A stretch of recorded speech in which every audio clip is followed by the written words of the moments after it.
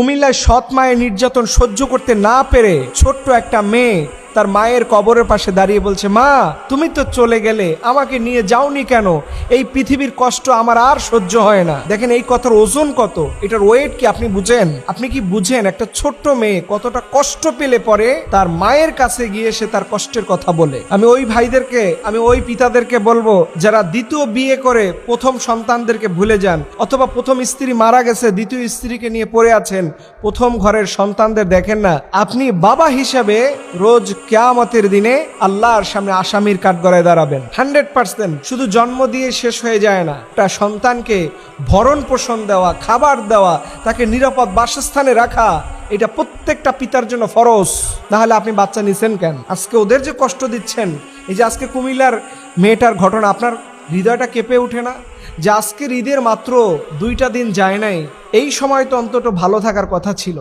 কিন্তু বাস্তবিক অর্থে আমাদের সমাজে এরকম হাজারো মেয়ে আছে, যেটা ফেসবুকে আসে আমরা জানতে পারি, কিন্তু হাজারো এরকম ছোট্ট সোনামণির আছে যারা মা মরে গেলে পরে বুঝতে পারে পৃথিবীটা আসলে কতটা কঠিন। এইরকম বাবা যারা আছেন, আমি আপনাদেরকে হাইলি অনুরোধ করব, এই ছোট্ট সন্তানের প্রতি যদি আপনি অনাচার করেন, জুলুম করেন, অত্যাচার করেন, আপনার এই সন্তানদের প্রতি যদি আপনি অবহেলা করেন, তাকে খাবারে কষ্ট দেন, খোঁজ খবর নেন না, দ্বিতীয় স্ত্রী যা বলে সেটাই শুনে নেন, প্রিয় ভাইরা এটা করতে যাবেন না, আপনার জন্য বিপদ হয়ে যাবে। আজকে আমাদের সমাজের এইগুলো দেখার মতো কেউ নাই। অনেক জায়গায় দেখবেন বাপ দ্বিতীয় বিয়ে করে প্রথম ঘরের সন্তানদের খোঁজ খবর নেয় না।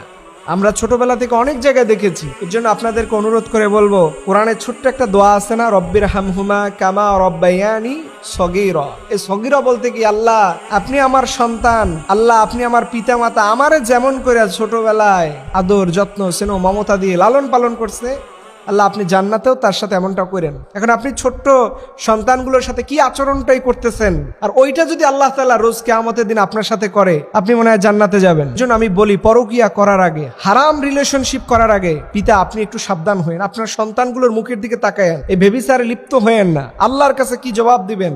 এই ছোট্ট সন্তানগুলো আপনার কারণে ক্ষুধার যন্ত্রণায় নিপীড়ন, কষ্ট, জ্বালা সহ্য করতে করতে ওরা যখন বড় হবে, আল্লাহর কাছে আপনি অবশ্যই অপরাধী হবেন। আর আল্লাহর কাছে যারা অপরাধী হবে তারা কোথায় যাবে আপনি ভালো করেই বুঝতে পারতেছেন। রব্বুল আলামিন যেন প্রত্যেকটা পিতাকে তার সন্তানের প্রতি সঠিক দায়িত্ব পালন করার তৌফিক দান করে।